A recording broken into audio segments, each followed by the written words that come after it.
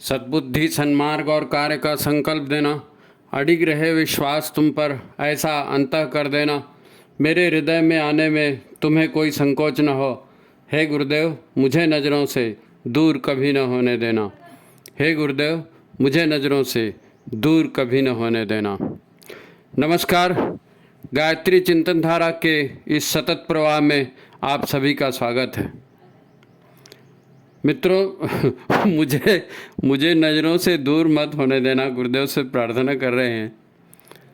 मैं माने हम सब के लिए एक ऐसा होता है कि मैं माने एक तोपचन, मैं हूँ, मेरा जीवन है और मुझको अपने जीवन को बेटर बनाना है, अच्छा बनाना है, और इसने मेरे लिए ये करना चाहिए, उसने मेरे लिए वो करना चाहिए, और ये अलग और मैं अलग, और मुझको अपना फ्यूचर, यार एक टोटल सेंट्रलाइज ये होता है कि मैं, और मैं का अर्थ मेरा शरीर, मेरा नाम, मेरे बारे में लोग क्या कहते हैं, मेरी डिग्रियाँ, मेरी धन, मेरी दौलत, सब इसी आधार पर सोचते हैं। और सबका यही सोचना है कि हम बहुत अच्छा सोच रहे हैं, बहुत अच्छा कर रहे हैं, और सबके परिणाम गलत निकल रहे हैं, और सब दुखी और सब परेशान हैं।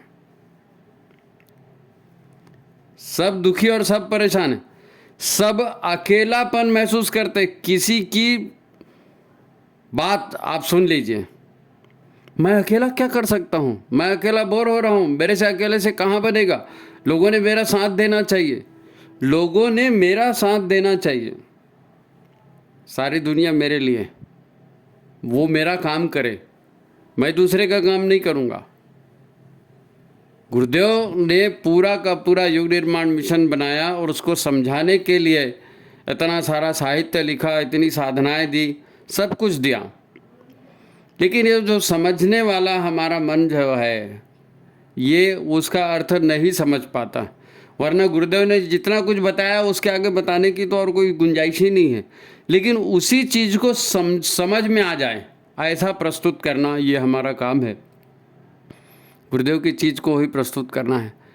तो आज का विषय जिसको हम कह रहे हैं कि मैं वास्तव में साधना के उद्देश्य से या साधना के परिप्रेक्ष्य में इसको देखा जाए तो इसको सिर्फ अन्नमय कोश कहते हैं। मैं नहीं, ये मेरा अन्नमय कोश, मेरा अन्नमय कोश, अन्न से बना हुआ ये कोश मेरा, जिसमें मैं रहता हूँ। तो ये ऐसा विषय आज अपना है और बड़ा अनोखा लग सकता है। ध्यान से इसको सुनेंगे। अपनी मान्यताएं हमारी अगर हम नहीं सुधारेंगे, अपने विचार अगर हम नहीं सुधारेंगे, तो कैसे खुशियाँ कैसे आएंगी? खुशियाँ तो जीवन का लक्ष्य है ना। सब इसी से परेशान है ना कि मैं दुखी हूँ, इतने पैसे कमा लिए, इतना घर बना लिया, गाड़ी घोड़ा बंगला सब ले लिया, जेवर जायदाद ले लिया, सब कुछ ले लिया, लेकिन मैं खुश नहीं हूँ। मुझको खुशी तो हमारे जीवन का लक्ष्य होना चाहिए ना। मित्रों, हम मान लेते हैं कि ये मेरी माँ है। तो माँ क्या होती है? अब माता की महिमा पर इतनी सारी बातें हमारे दिमाग में भर दी गई है कि उन्हीं के प्रभाव में आकर हम विचार करने लगते हैं, उन्हीं के प्रभाव में विचार करने लगते हैं। फिर कभी थक कर चूर हो जाती है माँ जो है, घर का काम करते करते कभी थक कर चूर हो जाती है, तो झुंझला के कहती है, कितना करूँगी मैं भी तो एक हाड़ मांस की बनी इंसान हूँ, मेरी भी कुछ इच्छाएं हैं, मेरा भी कोई जीवन है। तो अचानक इस डायलॉग से सारा सीन बदल जाता है। फिर हम दूसरे ढंग से सोचने लगते हैं, हाँ यार, माँ भी तो एक शरीर है।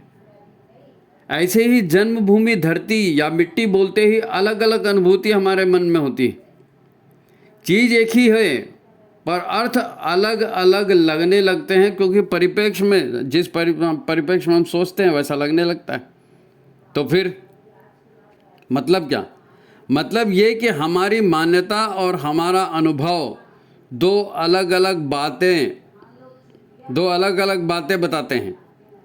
जब तक हमें ये पता चलता है कि हमारे सारे सुख दुख और सफलता असफलता का मूल स्रोत यही है, तो फिर हमारा व्यवहार बदल जाता है। आप सोचो ना, एक बच्चा है, चिड़चिड़ाता है, जिद्दी है, उसका पेट तो सदा खराब ही रहता है, पर खाने के उसके नखरे बाप रे बाप। पेट खराब ही है लेकिन खाने पीने के नखरे उसके भयंकर है।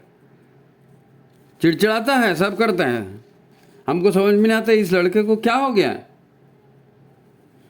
उसके खाने पीने के नखरे का जो है ना इतना आदी हो चुका है कि वो उसी को खाएगा, वही चाहिए, दूसरा होगा ही नहीं, फेंक देगा। आगे चलकर भी वो एक तुनक मिजाजी और सन की महिला या तुनक मिजाजी या सन की पुरुष ऐसा बनता है, क्योंकि बचपन जैसा है वैसे ही शरीर तो वैसे बड़ा हो जाता है ना। आदतें, बचपन के संस्कार तो सब वही रहते हैं। वही समाज में प्रचलित बातों को ही हम दोहराते रहते हैं। माँ बाप ऐसे थे, इनके तो खानदान में ऐसा ही होता है। कोई बच्चा चिड़चिड़ाएगा करेगा तो उसके बारे में लोग ऐसे कहते हैं ना, इनका तो पूरा खानदान ही ऐसी है। अब ये कुछ आधी अधूरी जानकारियाँ जन्मभूमि के बारे में, धरती के बारे में, मिट्टी के बारे में, हमारी सब आधी अधूरी जानकारियाँ हैं। हम किसी परिप्रेक्ष्य में कुछ और सोचते हैं, किसी परिप्रेक्ष्य में कुछ और सोचते हैं। जैसे शब्द का प्रयोग करते हैं। अब गोबर, गोमूत्र, विशेषकर देशी गाय का, इसके संबंध में बहुत सारे अच्छे और बुरे दोनों तरह के विचार आपने जीवन में सुने होंगे ना। कई पेड़ पौधे हमको जंगली या फालतू लगते हैं तो हम उसको उखाड़ कर फेंक देते हैं। अरे ये जंगली पौधा, ये क्यों यहाँ लगा है, अरे उखाड़ घास पत्ती। बाद में पता चलता है अरे वो पौधा तो अमुक बीमारी की दवा है। फिर हम उसी को बाजार से खरीद के लाते हैं 10 रुपये का 10 ग्राम यानी 1000 रुपये किलो के रेट में। तो ये तो हमारी अकल है, ये हमारी समझ है भाई। और हर जगह यही सोचते हैं कि मैं यानी तोपचंद, मेरे वजह से इसने ये मेरा है।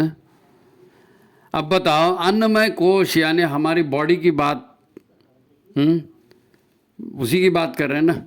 सुंदर स्मार्ट और पैसे वाला या सुंदर स्मार्ट और पैसे वाली लड़की देख करके उसी वैसी तो शादी करते हैं ना। और फिर उसकी उपयोगिता बाद में पता चलती है कि हमने तो सुंदर समझा था, ये तो ऐसे निकल गई। हमने पैसे वाला सोचा था, ये तो ऐसा निकल गया। फिर संसार में मुख्य बात क्या है भाई, किसको मेन मानोगे, किसको मेन मानोगे। गुरुदेव तो कहते हैं सद्बुद्धि मेन है, गायत्री मेन है, यज्ञ मेन है। हमने कुछ और समझा है। आज अपन इस विषय पर थोड़ा सा गंभीरता से सोचें। ये जो है ना जीवन के लिए महत्वपूर्ण विषय है भाई, महत्वपूर्ण। जरा शब्दों का अर्थ देखो ना, शब्दों का अर्थ देखो। पार्थिव शरीर, हमारा ये शरीर को क्या कहते हैं, पार्थिव शरीर है ना। अन्नमय कोश जिसको हम कह रहे हैं, शरीर मैं अपना आइडेंटिफिकेशन जिसमें दे रहे हैं, इसको कहते क्या है, पार्थिव शरीर। पार्थिव शरीर माने, पार्थिव माने पृथ्वी तत्व और जल तत्व की जिसमें प्रमुखता है। पृथ्वी तत्व और जल तत्व की जिसमें प्रमुखता है वो शरीर। यानी हम सबके शरीर में अग्नि, वायु, आकाश तत्व भी हैं, परंतु हमारा दृश्य अस्तित्व माता के गर्भ में बनता है ना। और पृथ्वी तथा जल तत्व के द्वारा गढ़ा गया है ये शरीर, इसलिए इसको पार्थिव शरीर कहते हैं। पृथ्वी और जल तत्व की से और भी शरीर होते हैं, और भी शरीर। 5 तत्व के सभी प्राणी थोड़ी होते हैं, कई 3 तत्व के होते हैं, कई 1 तत्व का, 2 तत्व के भी होते हैं प्राणी, हैं। लेकिन हमारा ये जो शरीर है, जो इसको अन्नमय कोश कह रहे हैं, जो भी आप इसको कह लो, इसी को देव दुर्लभ मानव तन कहा गया है। देव दुर्लभ मानव तन, हैं। हर तरह के जीव के लिए पृथ्वी और जल तत्व से युक्त ऐसे ही शरीर उपलब्ध नहीं हैं। सबके लिए ऐसे 5 तत्वों के शरीर उपलब्ध नहीं है भाई। हमको मिल गया है, इसको तकदीर मानो। बहुत लंबा और गहन विषय है, पर इस विषय को समझना जरूरी है, क्योंकि जैसी मान्यता होगी वैसे धारणा होगी, वैसे ही तो कर्म होगा और वैसे ही रिजल्ट आएंगे ना। जब खुशियां चाहिए जीवन में, संतोष चाहिए, है ना, तो जीवन को ही नहीं समझेंगे तो कैसे बनेगा। अब गायत्री यज्ञ सुन सुन के लोग बोर भी हो गए और उनको समझ में भी नहीं आता कि गुरुदेव गायत्री माने क्या कहना चाहते हैं, साधना माने क्या कहना चाहते हैं, यज्ञ माने क्या कहना चाहते हैं। प्रैक्टिकल लाइफ में जरा उसको फील तो करो, अनुभव तो करो। गायत्री साधना का मूल आधार यही अन्नमय कोश है और मनोमय कोश है। अन्नमय कोश और मनो, भाई अन्न से ही मन बनता है ना। तो ये पूरी साधना क्या है, अन्नमय कोश को सुधारने, मन को सुधारने पर ही तो आधारित है। आज हम इसे विस्तार से समझेंगे। आज हम इसे विस्तार से समझेंगे, बड़े रुचिकर ढंग से समझेंगे। आप समझ के तो देखो, तीसरा नेत्र खुल जाएगा। अब ये भी जान लीजिए कि ये जो अवस्था, ये इसको समझने में क्या लाभ है और नहीं समझेंगे तो क्या नुकसान है। हमारी जो ये अवस्था है, शरीर, अन्नमय कोश या जो भी आप बोलो, इसको अगर इसका सार तत्व तो समझेंगे तो क्या लाभ है और सार नहीं समझेंगे तो नुकसान क्या होगा। अब पिछले वीडियो में एक श्रोता ने प्रश्न किया था कि भाई निंदा और चुगली, इसमें बड़ा इंटरेस्ट आता है। हम चाहते हैं कि लोगों की निंदा नहीं करें, भाई अपने जीवन को सीधा साधा रखें, लोगों से हमको क्या करना है, जो कर रहा है वो कर रहा है। लेकिन हम पता नहीं क्यों लोगों की निंदा करने में बड़ा इंटरेस्ट लेते हैं, चुगली करने में बड़ा इंटरेस्ट लेते हैं, खुद के दूसरे के बारे में पूछते रहते हैं, खुद के बारे में कुछ जानकारी नहीं रहती है। और जो विरोधी बात करता है ना, हमारे मन के विरुद्ध जो बात करता है, हम उसको एक बार भी नहीं सुनना चाहते, एक बार भी समझना नहीं चाहते। और जो हमारे विरोध में बात करता है हम उसको दुश्मन मान लेते हैं और उसकी निंदा भी करना चालू कर देते हैं। चुगली या शिकायत का भी ऐसा ही है। आपने किसी विरोधी की बात सुना तो दूर, हम उसकी सूरत से भी नफरत करने लगते हैं। ये होता है जीवन में, यही घट रहा है। यही सब तो देखना है कि कहाँ क्या गलती हो रही, यही सब देखना है। अन्नमय कोश की साधना में क्या आता है, मनोमय कोश की साधना में क्या आता है, यही तो आता है। घटना हो जाने के बाद कभी ध्यान आता है, अरे ये काम अच्छा नहीं था पर हमने तो कर दिया, अब इसको कैसे कंट्रोल करूं। बाद में सोचते हैं करने के बाद, अब इसको कोई कैसे कंट्रोल करूं। भाई कोई आत्म सुधार करना चाहता है तो उसकी मदद तो करनी पड़ेगी ना। और यह आत्म सुधार अच्छे के लिए है और उसमें मेरा बहुत बड़ा लाभ है। ये बात मन जो है ना स्वीकार नहीं करेगा, तब तक वो स्वीकार करने में इंटरेस्ट भी नहीं लेगा। मन इंटरेस्ट लेगा ना तब तो करेगा। अभी तो यही सोचता, अच्छा ठीक, गायत्री ना वो फोटो मैंने देखा है, गुरुजी ना हाँ वो फोटो मैंने देखा, यज्ञ ना उसमें मैंने अटेंड किया। तो आप तो वहीं से बात को टरका देते हो, अंदर तो जा ही नहीं रहे हो ना। वो गायत्री का फोटो गुरुदेव हमको तुमको समझाने के लिए बनाए भैया, वो आदि शक्ति है, वो आदि शक्ति है, वो उसको फोटो में मत बांधो। धरे रहो अपने ज्ञान की बातें। गुरुदेव का साहित्य तो लोग पढ़ लेते हैं ना, भाषण प्रवचन भी देना शुरू कर देते हैं, लेकिन समझने की कोशिश नहीं करते, तो फिर क्या फायदा है, फिर क्या फायदा है। आत्म सुधार का महत्व क्या है हमारे लिए, ये कितना महत्वपूर्ण है, इस बात को, ये बात अगर समझ में नहीं आई तो फिर मतलब ही नहीं निकला ना कुछ। अच्छा गलती उसकी भी नहीं है भाई, उसको जो लाभ दिख रहा है व्यक्ति को तो वो उसी काम को करना शुरू कर देता है। फालतू की समीक्षा क्यों करूं, जो समाज में होते हुए दिखता है और खाने पीने मनोरंजन में वो अच्छा लग रहा है, तो भाई मेरे को ये दिख गया, मेरे को ये अच्छा लग रहा है, मैं वही कर रहा हूँ। एक बात गांठ में बांध लो, एक बात गांठ में बांध लो, हर साधना का मूल अन्नमय कोश ही है, मनोमय कोश ही है। अन्नमय और मनोमय कोश के सिवाय कोई साधना पूरी होगी नहीं, कोई आपके जीवन में सुधार आएगा ही नहीं, कोई उन्नति होगी नहीं, आत्मोन्नति भी नहीं होगी। उसके साधे बिना आपका मन भी नहीं लगेगा, मन भी नहीं लगेगा। मन कैसे साथ देगा, तो इसको पहले है ना, यह अध्ययन का विषय है, इसको पहले मूल विषय को अपन समझेंगे है ना, और विस्तार से चलेंगे, आपको मज़ा आएगा है ना। लेकिन तो वीडियो को पहले आप लाइक कर दीजिए, शेयर कर दीजिए, और जिन्होंने सब्सक्राइब नहीं किया वो सब्सक्राइब भी कर लीजिए, है ना। तो मूल विषय पर आते हैं, मूल विषय पर आते हैं। मित्रों, माँ बोलो या धरती माँ बोलो, ये एक शरीर नहीं है। मैं फिर से कह रहा हूँ, ध्यान से सुनिए, एक एक वाक्य इसका ध्यान से सुनिए। माँ बोलो या धरती माँ बोलो, ये एक शरीर नहीं है, एक सिस्टम है। माँ यानी सिस्टम, धरती यानी सिस्टम, सिस्टम यानी तंत्र। क्या बोलेंगे उसको, तंत्र या सिस्टम। दिखने को एक शरीर दिख रहा है, धरती को भी अब मिट्टी का टुकड़ा कह दे, वो भूल जाइए, समझने की कोशिश करना है ना। शरीर में माँ होती है पर माँ एक शरीर नहीं है। शरीर में माँ होती है, पर माँ एक शरीर नहीं है। जन्मदात्री माता जिसको ढंग से आलू की सब्जी भी बनाना नहीं आता, वो क्या पेट में बच्चा बना लेगी? हमने किस बात पर चर्चा शुरू की है कि माँ होती है, पर माँ एक शरीर नहीं है, एक सिस्टम है।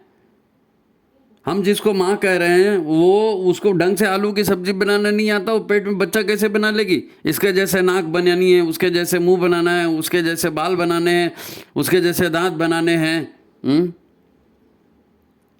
और फिर वो पेट में बच्चा, उसने नहीं, उस सब्जी बनाना नहीं आता आलू का, पेट में बच्चा बनाएगी वो? तो फिर किसी ने तो बनाया ना उसको, सिस्टम ने बनाया है, सिस्टम ने बनाया। इस सिस्टम में सूर्य है, इस सिस्टम में चंद्र है, इस सिस्टम में धरती है, इस सिस्टम में पानी। भाई अन्न, पार्थिव शरीर बोले ना, अन्न और पृथ्वी, पृथ्वी तत्व और पानी का ही तो बना हुआ है। अच्छा, बच्चा भी बन गया तो बच्चा शरीर में, इधर बच्चा बना, बच्चा बाहर निकला, इधर दूध की डेयरी बन गई, शरीर में दूध की डेयरी बन गई। दूध कहाँ से पिलाती है माँ? शरीर में ही तो बन रहा है ना। कौन बना रहा है? वो खुद बना रही? नहीं, वो खुद भी नहीं बना रही, ये सारा सिस्टम बना रहा है। सिस्टम, माँ यानी सिस्टम, माँ यानी सिस्टम।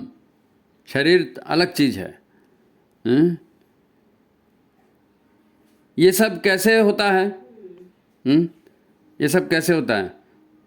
वो माँ को खुद को नहीं मालूम ये कैसे होता है, क्योंकि उसको बेचारी को जो सिखाया गया, तेरा नाम ये है, तेरा सरनेम ये है, तो ये तेरा पति है, ये तेरे बाप है, ये तेरा भाई है, वो उसको जो समझाया वही बताया कि भाई तू मैट्रिक पास कर ले, तू बीए कर ले, तू डॉक्टर बन जा, फलाना कर ले। भाई गर्भ संस्कार हम कराने जाते हैं, घर घर कराने जाते हैं, तो क्या सिखाते हैं? यही सिखाते हैं ना कि अच्छा बच्चा कैसे पैदा होगा। तो वो पैदा नहीं कर रही है, पैदा सिस्टम से हो रहा है। और वो सिस्टम क्या है? कैसे खाना चाहिए, कैसे विचार करना चाहिए, कैसे चिंतन करना चाहिए, कैसे लोगों का व्यवहार होना चाहिए, कैसे माँ बाप का व्यवहार होना चाहिए, ये सारी चीज़ें समझानी पड़ रही है, क्योंकि सिस्टम व्यक्ति को बनाता है। माँ एक माध्यम है, माँ एक शरीर आप कह लो उसको, लेकिन वो शरीर शरीर से नहीं बन रहा है, सिस्टम से बन रहा है। गर्भ संस्कार में यही तो सिखाते हम, मेरा बच्चा। अब ये भाव है कि ये मेरा बच्चा है, और वास्तव में इस भाव में बड़ी ताकत है। और ये भाव कैसे पैदा हो रहा है? बच्चा पैदा होने के साथ जैसे दूध आ रहा है, जैसे बच्चा बन रहा है, ऐसे ही माँ बनती का, एक लड़की तो लड़की है ना, लेकिन एक बच्चा पैदा होता है तो उस लड़की को वो माँ बनाता है। बच्चा पैदा होते ही सिस्टम चेंज, गियर बदल गया, है नहीं? लड़की तो वही है, बच्चा पैदा हो गया तो वो माँ कहलाने लगी। वो खुद माँ बनी क्या? वो माँ नहीं बनी, बच्चे ने उसको माँ बना दिया। तो मनुष्य भी एक शरीर नहीं है, मनुष्य भी एक सिस्टम है। पिता एक सिस्टम है, माँ एक सिस्टम है, तंत्र है ये।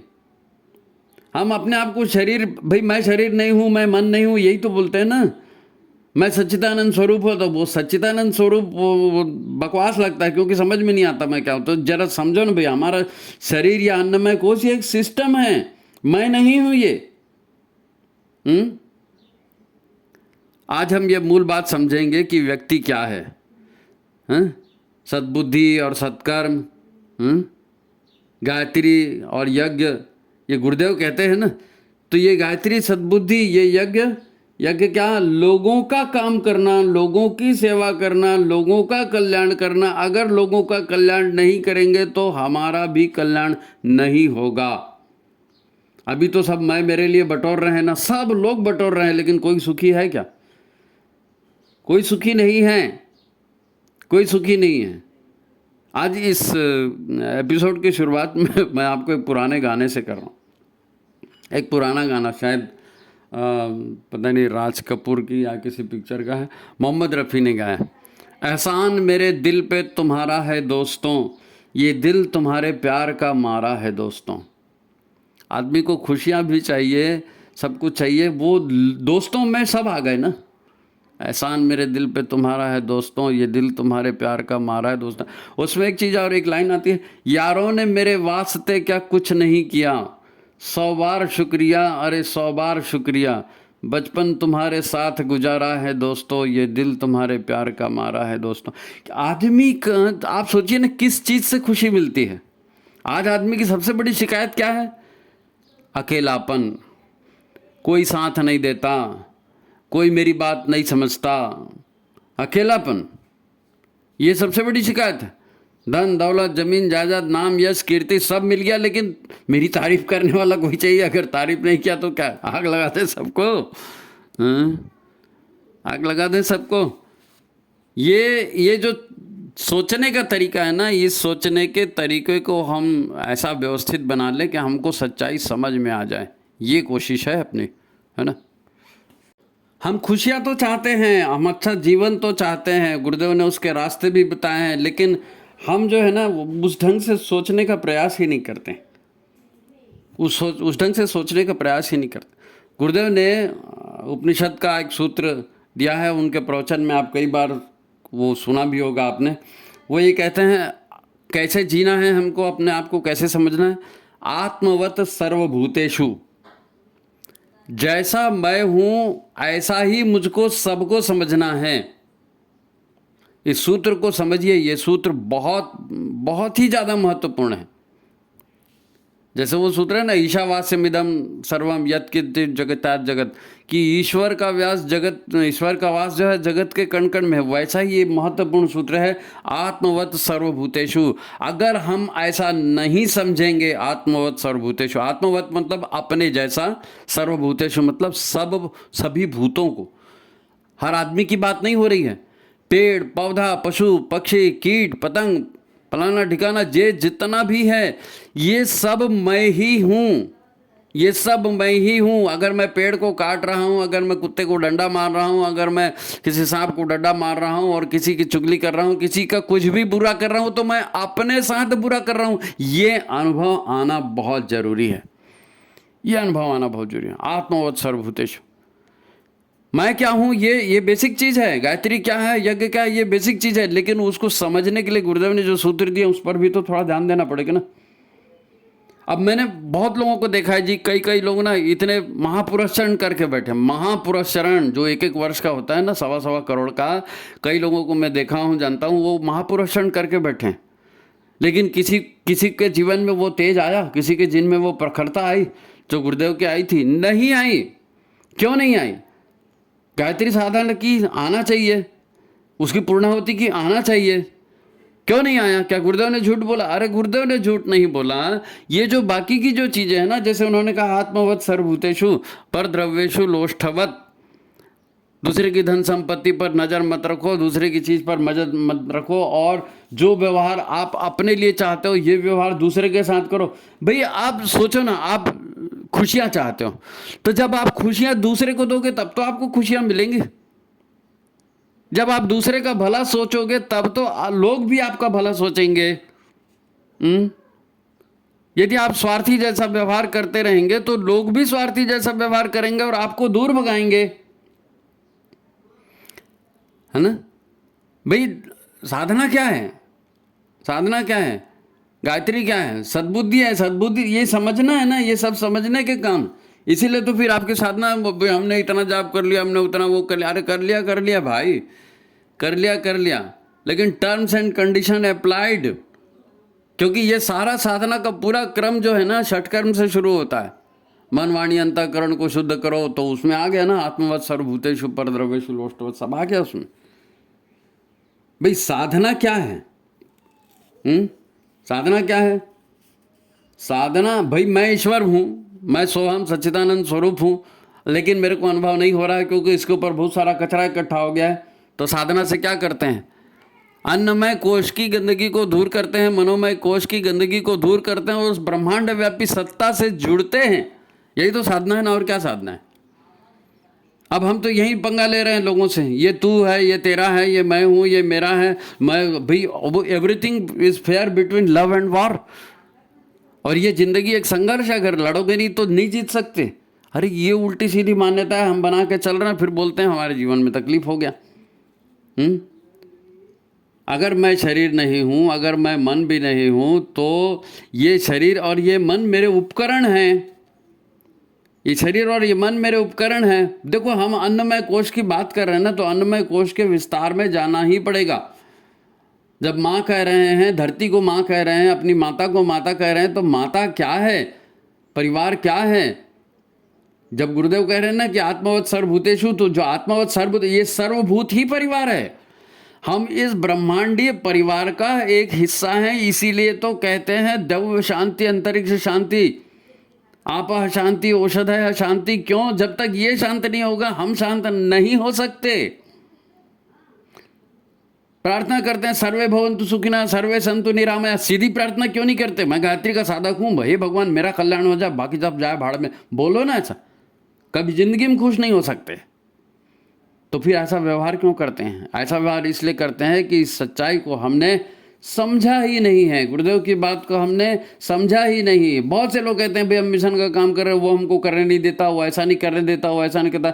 और गुरुदेव जो है ना, माता जी, वंदनी माता जी परेशान होगी, बोला अरे दूसरे को मत देखो भाई, अपना सुधार संसार की सबसे बड़ी सेवा है। इस जन्म में तुमको इतना मिला है ना, अगले जन्म में और मिलेगा। अच्छा तुम देखो तो सही जन्म क्या है तुम्हारा, समझो तो सही। तुम मर तो सकते नहीं, तुम सच्चिदानंद स्वरूप हो, तुम शिव तत्व हो, तुम मरोगे तो नहीं। गंदगियाँ बटोर लिए, गंदे विचार बटोर लिए, नहीं करना था वो कर दिए, तो इसलिए यज्ञ तुम्हारे जीवन में शामिल नहीं है। भाई अगर चंद्रमा नहीं होगा तो माता का मासिक धर्म नहीं होगा, अगर सूर्य नहीं होगा तो वीर्य में शक्ति नहीं आएगी। तो संतान कहाँ से पैदा होगी? संतान कहाँ से पैदा होगी? ये पूरा संसार जो है ना, ये पूरा संसार ही एक जीवन है भाई। यज्ञ में सब प्रार्थना करते हैं, स्वार्थ भाव मिटे हमारा, प्रेम पथ विस्तार हो, इदम न मम का सार्थक, प्रत्येक में व्यवहार हो। हाथ जोड़ झुकाए मस्तक वंदना हम कर रहे, नाथ करुणा रूप करुणा आपकी सब पर रहे। तो मैं एक व्यक्ति नहीं हूँ, ये धरती भी जीवंत है। और धरती एक सिस्टम है, ये 5 तत्व हैं, पांचों तत्व भी सिस्टम हैं। सिस्टम से मिलकर के सिस्टम बना रहा है। मैं अपने आप को ये 25, 50, 60, 80, 100 किलो का एक लोंदा मत समझो अपने आप। ये ऐसा नहीं है भाई। व्यक्ति ना अकेला पैदा हुआ है, ना अकेला उसका पोषण हो सकता है, और ना अकेला वो मर सकता है। जिंदगी भर उसको कुछ न कुछ साथ चाहिए। बिना किसी के हेल्प के पैदा कैसे होगा? बिना किसी हेल्प के ज़िंदगी कैसे चलेगी? बिना किसी हेल्प के बुढ़ापा कैसे कटेगा? कैसे मर भी जाएगा तो उसको उठाने के लिए 4 लोग चाहिए भाई। कपड़े कैसे पहनेगा? अन्न कैसे खाएगा? पानी कैसे पिएगा? समुद्र से तुम्हारे पास पानी आ रहा है, सूर्य से तुम्हारे पास प्राण ऊर्जा आ रही है, तुम्हारे फेफड़े तो झाड़ पे लटके हैं, वहाँ से अगर ऑक्सीजन नहीं लगी जिंदा ही नहीं बचोगे। तो मैं एक शरीर नहीं हूँ, मैं एक सिस्टम हूँ, पूरे ब्रह्मांडीय सिस्टम का एक हिस्सा हूं। तो मेरे को ब्रह्मांडीय सिस्टम के हिसाब से चलना पड़ेगा। आत्मवत सर्वभूतेषु, ये बात इसीलिए कही है गुरुदेव ने। देखो अज्ञान जो है ना, ये सारी समस्याओं की जड़ है। अज्ञान सारे समस्याओं की जड़ है। हमको हेल्थ बनाना है जी, हमको बॉडी बनाना है जी, अच्छा खाया करो। अब व्हाट इज दिस अच्छा खाया करो? काजू बादाम खाओगे, मेवा मिश्री खाओगे, दूध में रबड़ी खाओगे, पेट ठीक कैसे रहेगा? पचेगा कैसे? पच करके शरीर में लगेगा कैसे? आपको क्या लगता है कौन पचाता है? आपकी एक्सरसाइज करने से पचता है? एक्सरसाइज करने से नहीं पचता है। हमारा ये जिसको हम शरीर कहते हैं ना, ये शरीर भी पूरी कॉलोनी है। ये अरबों खरबों कोशिकाएं इसके भीतर में हैं। और हमारे शरीर को आपको क्या लगता है मैं चला रहा हूँ, मैं पढ़ाई कर रहा हूँ, मैं सोच रहा हूँ? ऐसा नहीं होता। हमारे शरीर को एक कोशीय कीटाणु चलाते हैं, एक कोशीय कीटाणु, बैक्टीरिया चलाते हैं, वायरस चलाते हैं, और बैक्टीरिया, वायरस और अणु, छोटे छोटे बैक्टीरिया, छोटे छोटे वायरस, क्या बोलते हैं उसको, नाम याद नहीं आ रहा है। इनसे होता है। इनसे भाई आपने घी खाया, दूध खाया, कौन पचाएगा? अब हम खाते समय क्या सोच कर खाते हैं ये काजू बादाम है खा लिया साहब, दूध है पी लिया साहब, ये अंकुरित अनाज है खा लिया पी लिया, लेकिन पचेगा कैसे? पचाने वाले जो कीड़े हैं, जो पचाने वाले बैक्टीरिया हैं, ये पेट में होते हैं। जब आपको बीमारी होती है और आपको एंटीबायोटिक दिया जाता है तो उसके बाद में पता चलता है ना कि एंटीबायोटिक दे दिया, कमजोरी आ गई है बहुत ज़्यादा, तो फिर डॉक्टर बोलता है दही खिचड़ी खाया करो, दही चावल। दही चावल क्यों खाया करो बोलते हैं? क्योंकि दही में वो बैक्टीरिया हैं, ये बैक्टीरिया आपके पेट में जाते हैं और आपका खाना यही पचाते हैं। ये खाना पचाएंगे तब ताकत आएगी। अब एंटीबायोटिक दे करके वहाँ बम्बार्डिंग कर दिया और सारे पेट के बैक्टीरिया मार दिए, अब खाना पचाएगा कौन और ताकत आएगी कहाँ से? ये वायरस और ये बैक्टीरिया, इससे बहुत ताकत होती है। एक वायरस आया था ना कोरोना नाम से, पूरी दुनिया ठप कर दी उसने। एक वायरस ने पूरी दुनिया ठप करके रख दी। ये वायरस बहुत ज़बरदस्त चीज़ है, बैक्टीरिया बहुत ज़बरदस्त चीज़ है। अगर ये वायरस, बैक्टीरिया और ईस्ट, हाँ वो तीसरा नाम ईस्ट का था, ईस्ट, वायरस और बैक्टीरिया, ये सब हमारे आंत में होते हैं, मुंह से लेकर के गुदाद्वार तक। ये जो 22 फीट की आंत है, इसके अंदर ये सारे होते हैं और सारा खेल इन्हीं का है।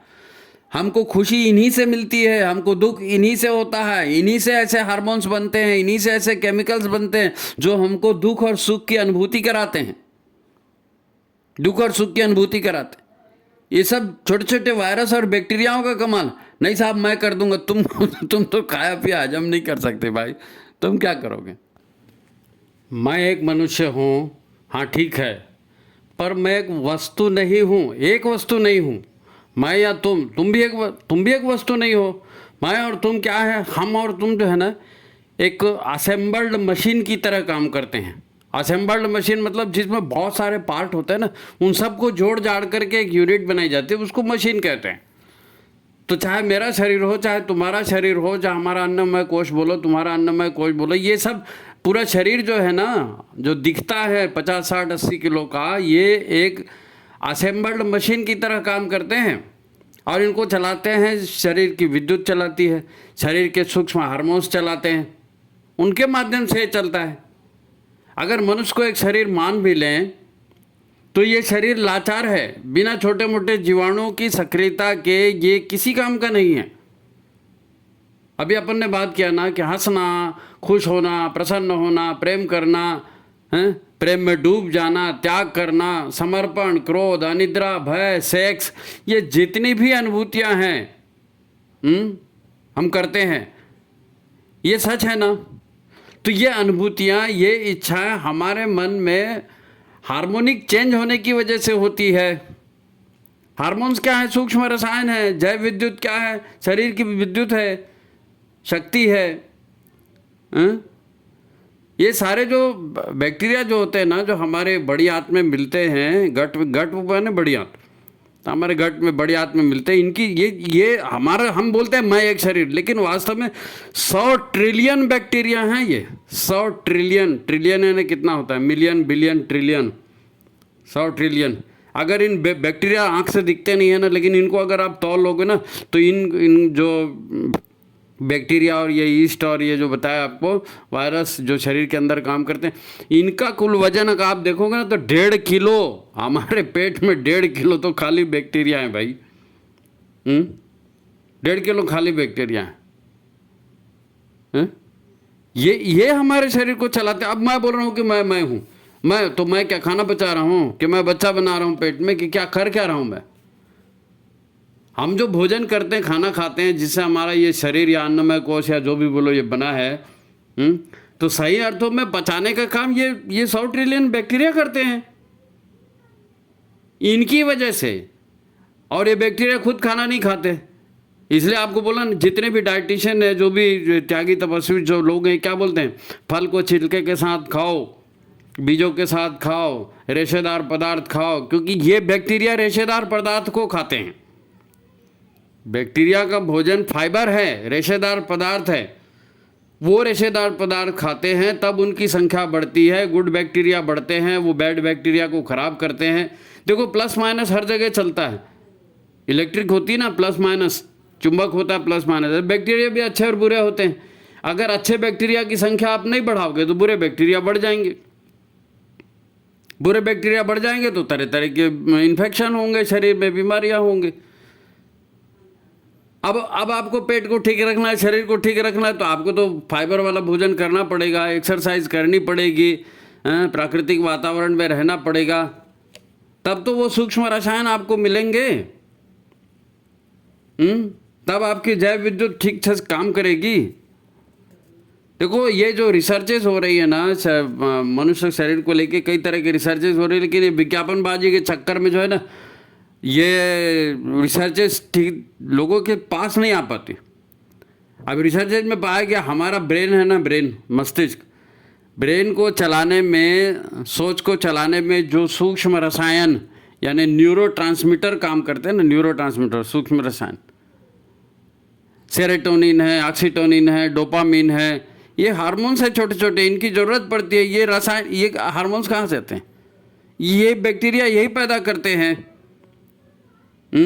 अगर ये सारा इम्बैलेंस हो जाए ना, सबसे पहले आदमी की नींद बर्बाद होती है।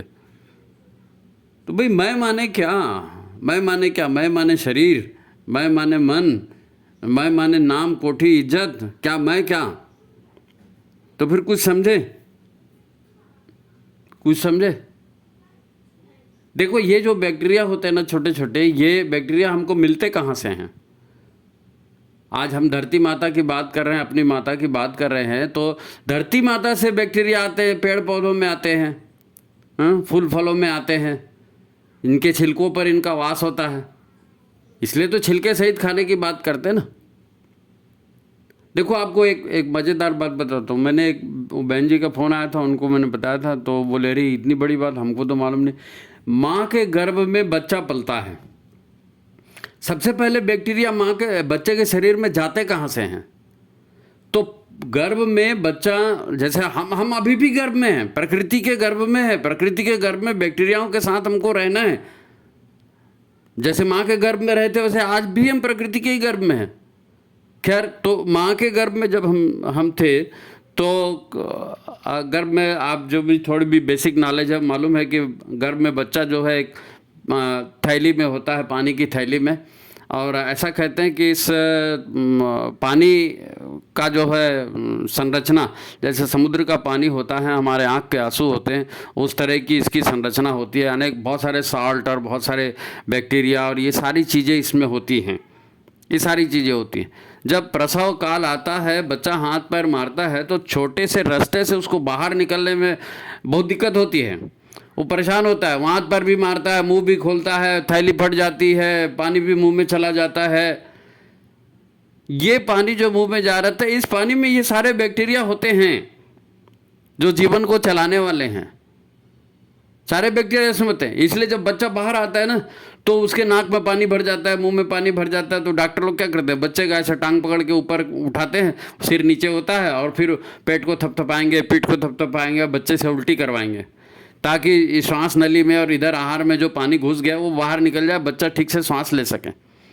लेकिन बैक्टीरिया चले गए उसके पेट में, और यही बैक्टीरिया उसके पेट को मजबूत बनाते हैं, उसकी पाचन शक्ति को मजबूत बनाते हैं, उसके विचार तंत्र को मजबूत बनाते हैं, उसकी संवेदनाओं को मजबूत बनाते हैं।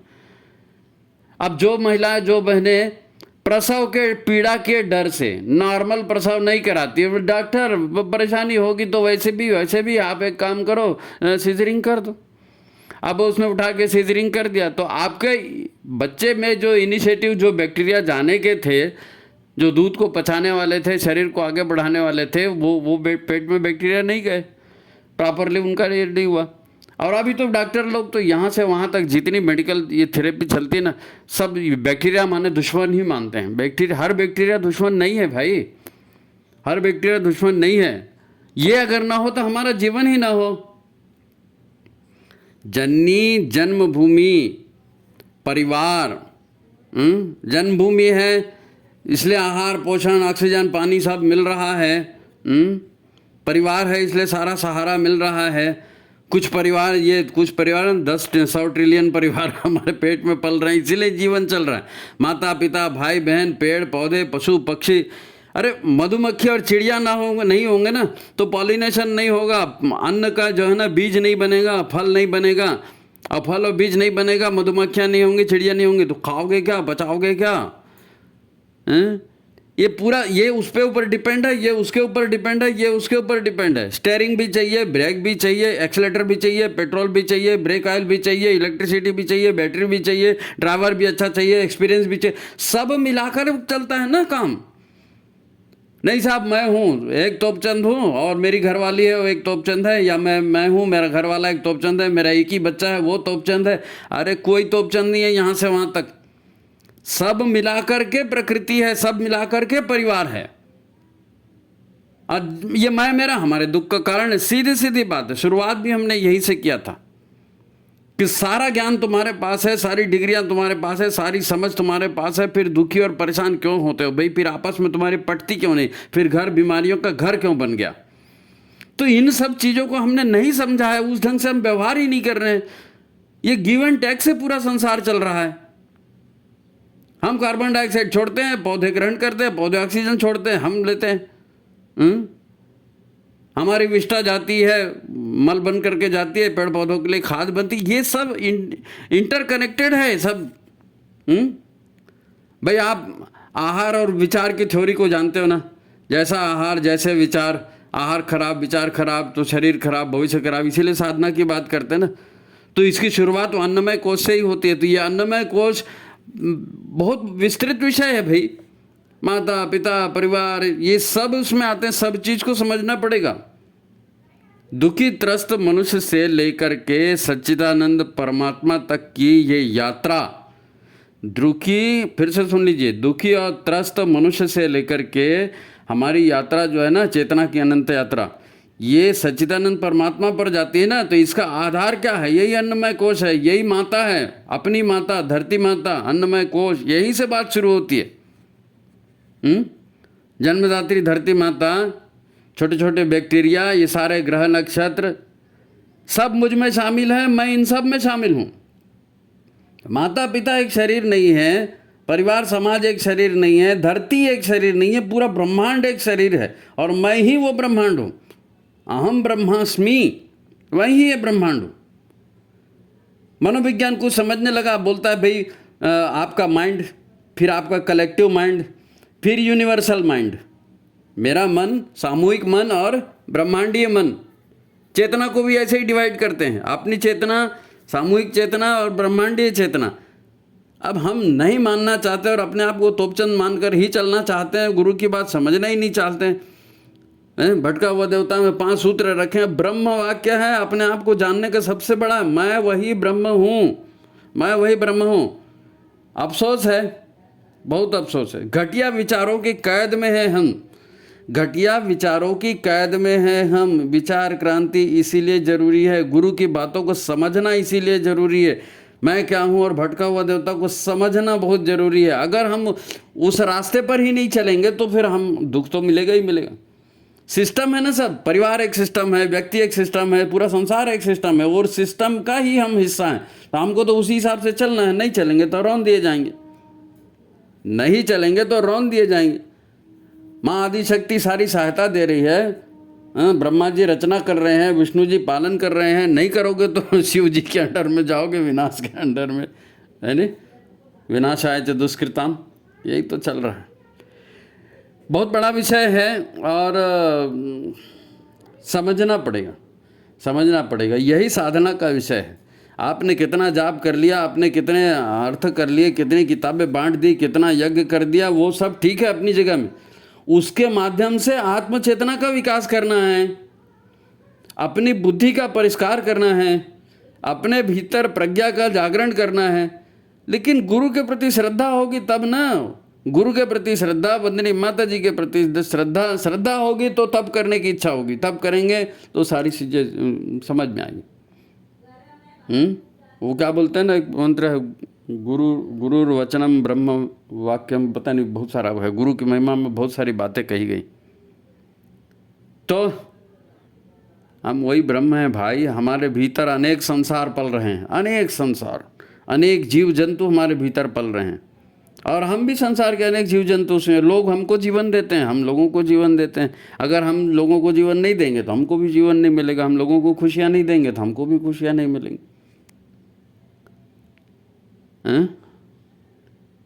समझना पड़ेगा।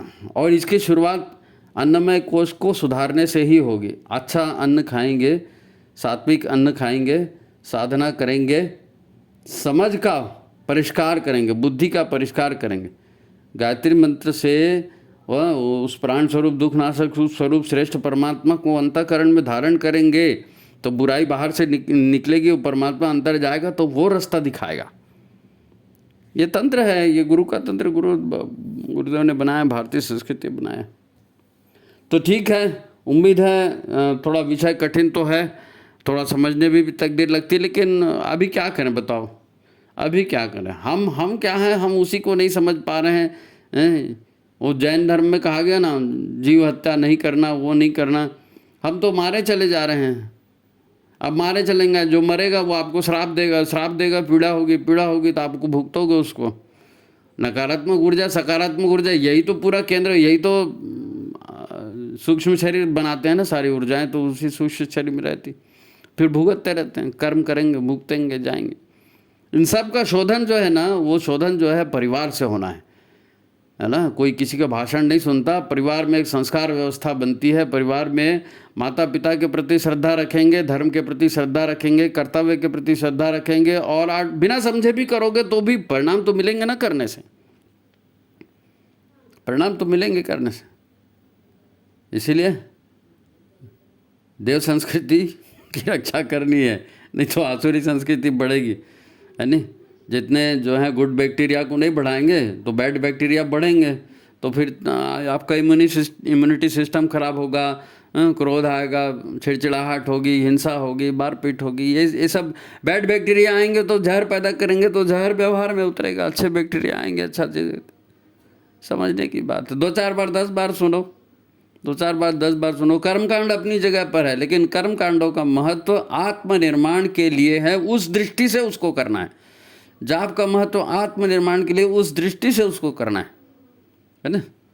तो ठीक है, ज़्यादा लंबा नहीं करते इसको, मेन बात समझने की है और समझने का प्रयास करें। आगे अपन और बताएंगे, ये बड़ी गंभीर विषय है। लोग वैसे ही प्रश्न करते हैं तो वैसे ही जवाब भी आते हैं। तो ठीक है, आज की बात यहाँ समाप्त करते हैं। गंभीरता से देखिए, सुनिए। और भी हैं 5 तत्वों के को शरीर की बात किए तो 3 तत्वों के शरीर कौन से हैं, 2 तत्वों के कौन से हैं, ये समझना पड़ेगा। पृथ्वी भी एक जीवंत इकाई है। मंगल, बुध, गुरु, शुक्र, शनि, ये सब जीवंत इकाइयाँ हैं। भूत, प्रेत, पलित, ये जितने हैं ना, गंधर्व, किन्नर, ये सब जीवंत इकाइयाँ हैं। सूर्य को जीवंता का इकाई माना गया है। सूर्य को एक ऐसा आग का गोला नहीं मानता। हमारा वेद कहते हैं, हमारे शास्त्र कहते हैं कि सूर्य एक लोक है और वहाँ पर भी प्राणी रहते हैं। चंद्र एक लोक है, वहाँ भी प्राणी रहते हैं। हमारा खुद शरीर एक इतना बड़ा लोक है, 10 ट्रिलियन प्राणी हमारे शरीर के अंदर रहते हैं। खैर, बहुत गहन विषय है, धीरे धीरे समझ में आना चाहिए। समझेंगे तो बनेगा, समझेंगे तो बनेगा। जय गुरुदेव, जय माता जी। सबका भला करना, सबका कल्याण करना। सभी को प्रणाम। लाइक शेयर कर दीजिए भाई, ज़्यादा से ज़्यादा लोगों तक भेजिए इसको, ठीक है। तो आज की बात समाप्त करते हैं। सभी को प्रणाम।